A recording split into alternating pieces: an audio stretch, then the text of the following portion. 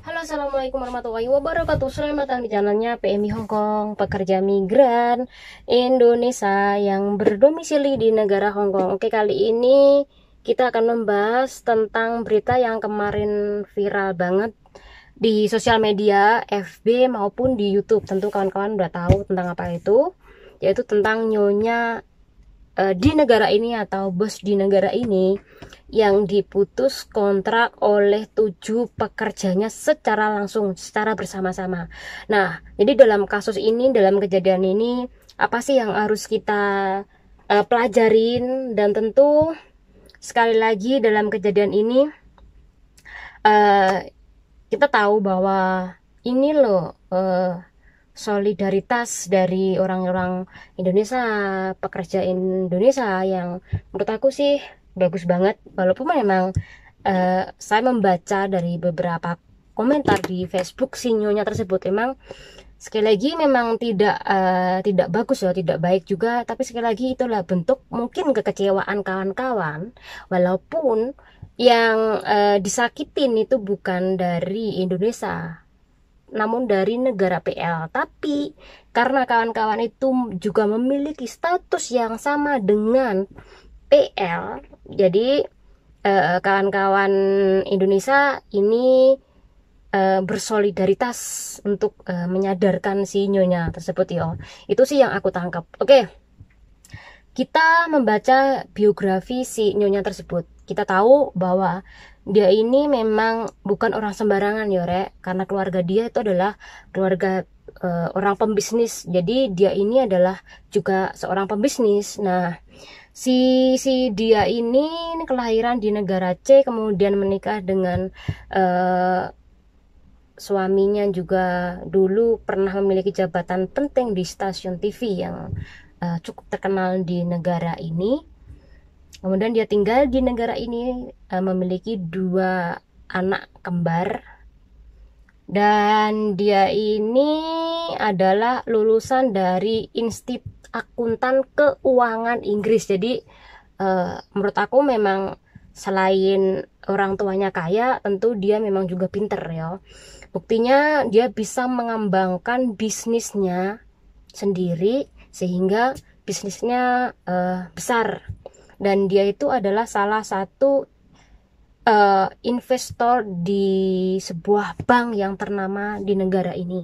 Jadi orangnya nggak main-main, dan orang nyonya ini juga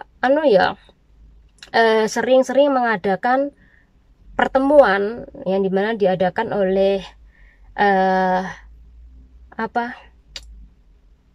badan eksekutif negara ini, yaitu Carrie Lam ya. Jadi si nyonya ini nggak main-main posisinya ataupun orang punya pengaruh besar di negara ini. Nah, bagaimana nanti kasusnya? Apakah ini bakal membela si PRT-nya atau nyonyanya? Nah, kita akan lihat lagi nanti bagaimana. Tapi yang pasti si pihak imigrasi maupun pihak labor ini ada beberapa tentunya pertimbangan ya, termasuk ini kasusnya kan udah terkenal juga, pasti paling nggak di blacklist, tidak boleh mencari PRT selama setahunan lah ya, seperti itu. Namun saya mendengarnya katanya udah di blacklist oleh pihak labor, tapi nggak tahu karena memang sekali lagi ini agak tertutup beritanya. Permulaan kasusnya si nyonya ini sebenarnya curhat di sebuah FB ya, tentang kelakuan si pekerjanya sebanyak 7 orang, yang dimana mereka memutuskan kerja secara bersamaan. Oke, ini ya sebelum kita membahas kasusnya sampai selesai, ini buat kawan-kawan pengetahuan ya, buat kawan-kawan tahu ya. Nanti mungkin ketemu ataupun lihat ataupun mendengar di FB kemudian di YouTube yang dibahas oleh YouTuber di Hong Kong. Ini kebanyakan dari mereka bilang bahwa si pekerjanya ini ngebreak kontrak. Ya, ngebreak kontrak. Nah, ngebreak kontrak itu salah, Rek. Jadi jangan biasakan kalau ada teman atau mungkin YouTuber Hong Kong itu bilang ngebreak kontrak, bilangin bahwa pernyataan itu salah nggak benar. Yang benar adalah pemutusan kontrak kerja ini melalui dua jenis. Yang pertama notice, yang kedua adalah interminate. Notice, secara otomatis notice itu Anda keluar tidak itu hari, namun berjangka, bisa berjangkanya 1 bulan ataupun 2 bulan notice. Namun di dalam masa-masa notice Anda tetap dapat uang kerja 1 bulan. Namun jika interminate, otomatis Anda memberikan uang 1 bulan langsung itu hari keluar. Jadi si pekerjanya sebanyak 7 orang ini menginterminate majikan, langsung dikasih duit dan dia keluar. Jadi memang sudah direncanakan ya Rek ya, ini semuanya sama si pekerjanya.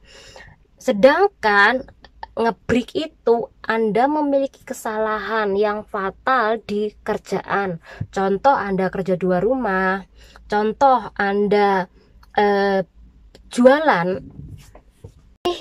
Itu yang dimaksud dengan memberi kontrak. Jadi kawan-kawan kalau mendengar ada kawan kita yang ngomong beri kontrak, atau seorang YouTuber bilang, oh si anaknya beri kontrak, nanti tolong dibilangin kalau istilah itu salah besar karena Anda dianggap melakukan pelanggaran pekerjaan Anda. Oke, kita kembali lagi ke kasusnya. Nah, dijelaskan kalau ukurannya adalah 7.000. Jadi kan kawan melihat di kontrak kerja ukuran dari flat Anda ini berapa? Kebanyakan adalah 1.800 seperti itu ya. Ini 7.000 ukurannya. Jadi tentu besar banget ya ukurannya. Dan dia memiliki 2 mobil. Nah, 2 mobil ini 1 sopir dan PRT-nya ada 6. Jadi 7 pekerjanya yang memutuskan kontrak kerja secara bersama-sama. Oke. Pertama dia mengeluhkan kalau ada cecenya mengambil cincin, kemudian dia juga mengeluhkan kalau ada cecenya yang memberi makan anaknya ini tidak hati-hati ketika memberikan makan ikan, si anaknya ini muntah-muntah ini katanya seperti itu. Kemudian si cecenya ini katanya sering berantem satu sama lainnya, jadi tidak harmonis seperti itu ya. Nah, hal itu yang diceritakan si nyonyanya di media sosial atau FB, dan dari situlah kemudian dilirik oleh stasiun TV yang dimana stasiun TV ini yang sering mengangkat kasus-kasus antara pekerja dengan bos ya yang di negara ini. Jadi sering banget diangkat oleh TV ini. Nah, si nyonya ini diundang, dia menceritakan lah tentang keburukannya si PRT-nya. Namun ujung-ujungnya ini bukan malah dia dapat pembelaan, namun malah dapat bulian dari banyak orang ya. Karena memang kita tahu bahwa kenapa sih kok sampai 7 pekerjanya langsung menginterminate dia tanpa ampun, tanpa belas kasihan. Ini yang pertama. Kemudian kedua, katanya si pekerja rumah tangganya mereka tidak diberi rehat yang cukup. Kemudian yang ketiga, mereka tidak diberi makan yang cukup dan si pekerjanya tertekan. Nah, yang kelima, ini si bosnya, si nyonya itu bentak-bentak Rek. Jadi suka marah-marah yang nggak jelas itu katanya. Jadi hal itulah yang dibuat alasan CCPL itu melaporkan ke labor. Nah, sebelum si bosnya ini diwawancarai di salah satu stasiun TV negara ini, si cecenya ini udah melapor dulu ke labor. Jadi kasusnya ini masih proses dan mboknya ini baru melakukan speak up di stasiun televisi, membenarkan apa yang dilakukan dan menyalahkan si PRT-nya. Jadi ada beberapa wawancara, nggak hanya sekali 2 kali ya, ini kemarin. Dan di situ dia bukan mendapat pembelaan, namun malah semua orang tahu bagaimana sikap dia ini yo. Nah, ini adalah kesalahan dia. Kenapa dia mau diwawancarai di stasiun televisi itu? Secara otomatis ini muka dia tersebar di mana-mana lah, Rek. Bagaimana dia dengan pekerjanya, bagaimana sikap dia dengan pekerjanya, ini malah menjelekan dia ya. Dan kawan-kawan ini bilang bahwa ingat, diingat ya, ini mukanya dia ini jangan sampai kita kerja di tempat orang ini. Oke, apakah si orang ini bisa mengambil CC lagi? Nggak bisa, Rek. Kalau udah di blacklist ini nggak bisa mengambil. Namun kalau seandainya dia bisa mengambil, secara otomatis ini bukan atas nama dia. Kan ada si bos yang mengambil pekerja padahal dia udah di blacklist. Ini biasanya yang mengambil bukan si orang atau bos tersebut, orang lain dengan alamat orang lain, namun dipekerjakan di alamat bosnya yang di blacklist tadi. Ini ada, Rek.